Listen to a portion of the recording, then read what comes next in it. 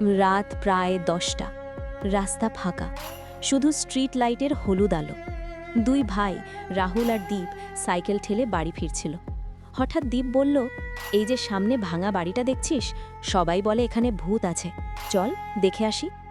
রাহুল একটু ভয় পেলেও সাহস দেখিয়ে বলল, চল দেখি তো আসলেই কিছু আছে নাকি।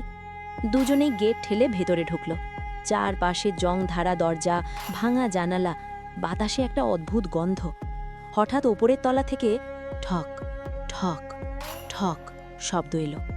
দীপ ফিসফিস করে বলল, শুনলি, কেউ আছে? রাহুল বলল, চল ওপরে যাই।